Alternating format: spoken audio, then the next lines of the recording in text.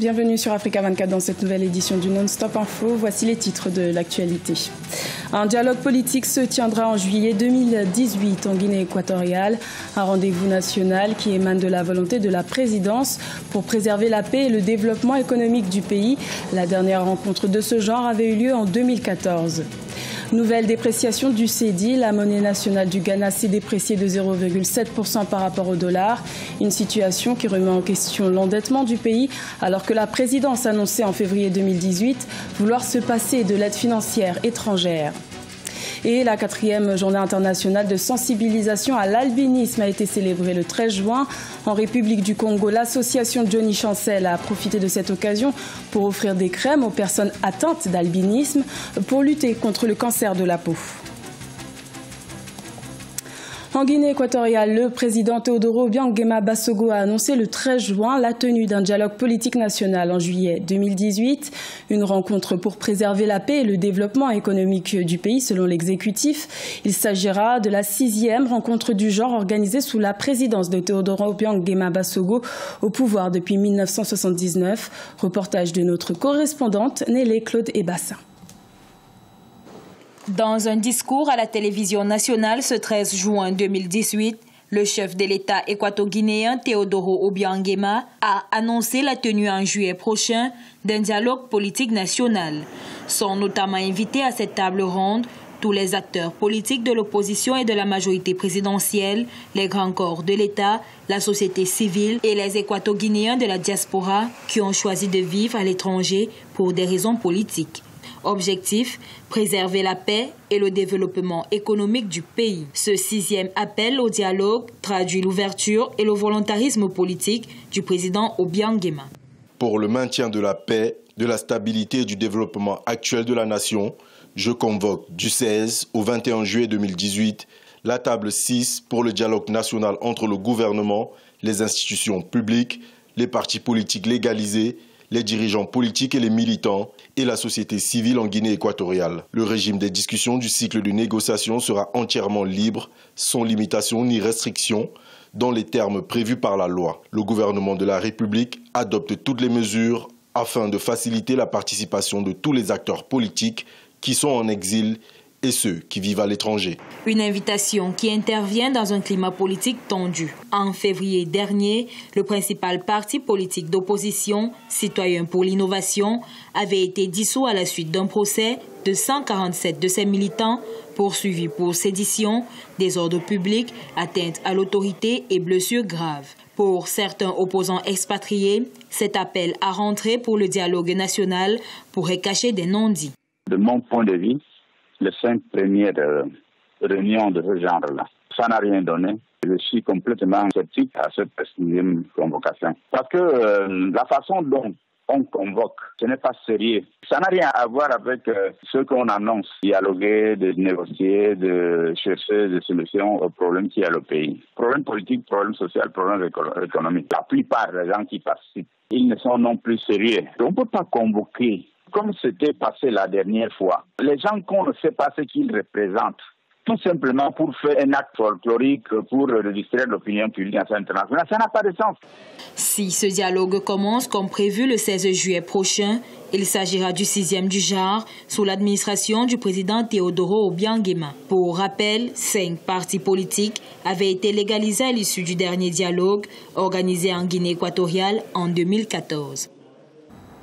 Le Cameroun doit connaître sa prochaine élection présidentielle cette année, en 2018. À quelques jours de la fermeture du processus d'inscription sur les listes électorales, les partis politiques mettent tout en œuvre pour inciter les retardataires à s'inscrire, à l'exemple du Front social-démocrate qui a effectué une mobilisation à Yaoundé le 12 juin pour enrôler le plus grand nombre d'électeurs. Reportage de notre correspondante Viviane Bauken.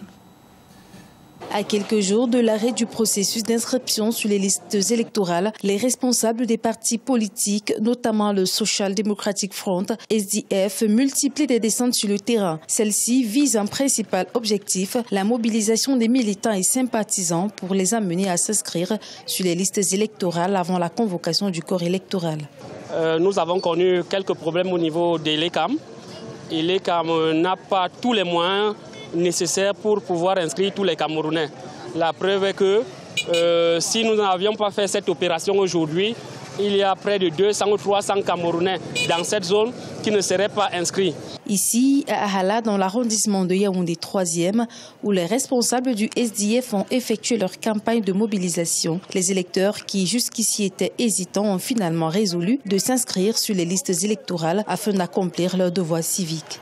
Je me suis rendu compte qu'il faudrait que je sois un citoyen parce qu'il fallait remplir mes droits de citoyen camerounais. Et il est tard même à ce moment, quand je suis venu comme ça m'inscrire, c'est parce que j'ai un peu duré. Je me suis rendu compte qu'il faut un changement. Mieux vaut tard que jamais, j'étais découragée au début, mais vu la situation des choses, j'ai été engagée de venir m'inscrire aux listes électorales.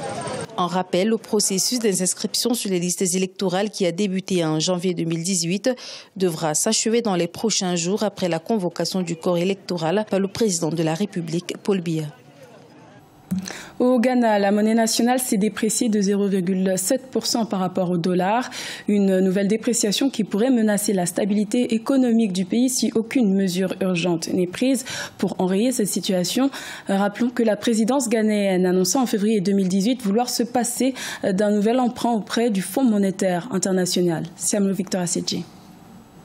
Selon une étude réalisée par le cabinet Databank Research sur la gestion de la dette publique du Ghana, la dépréciation du cedi, la monnaie nationale, fait courir des risques importants au programme de viabilité de la dette du pays. Selon la Banque centrale, le cedi a dégringolé de 0,7% à 4,43 cedi le 7 juin 2018.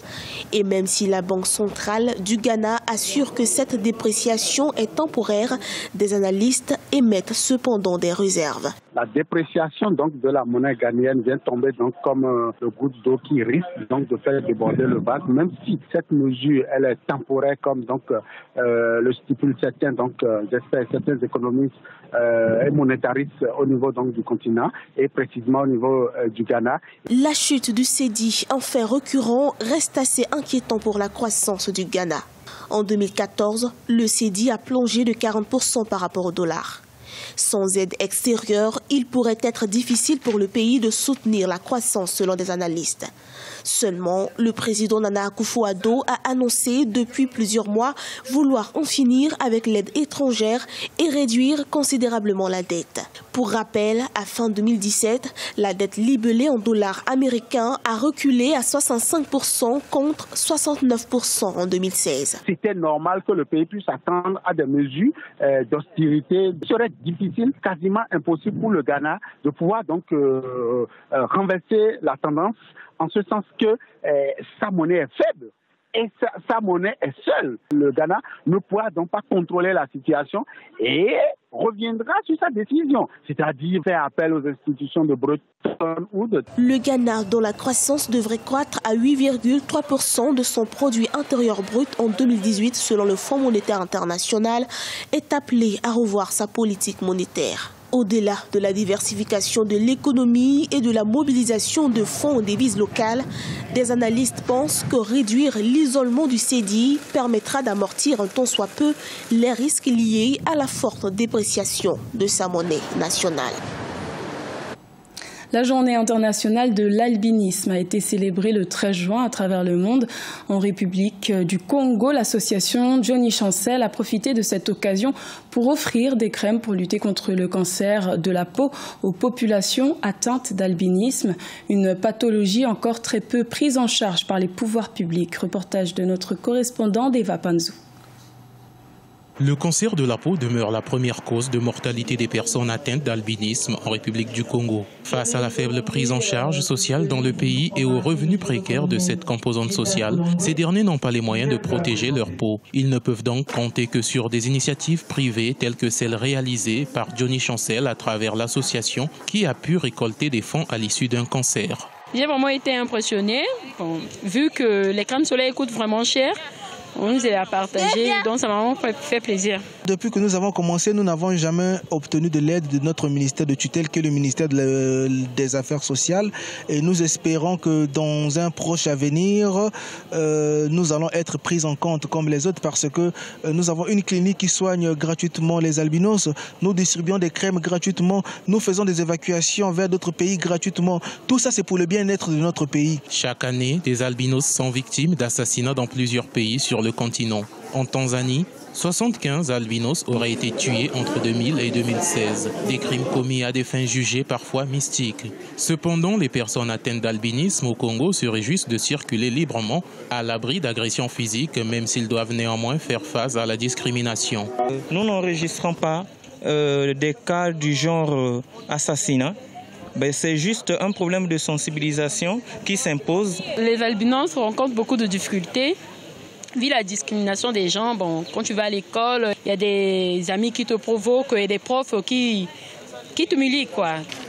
L'espoir de l'implication des pouvoirs publics demeure chez les Congolais atteints d'albinisme. La journée internationale de sensibilisation à l'albinisme a été instituée par les Nations Unies le 13 juin 2015. Son but est de sensibiliser le grand public aux difficultés rencontrées par les albinos dans leur vie quotidienne et lutter contre le rejet qu'ils peuvent subir dans certaines sociétés.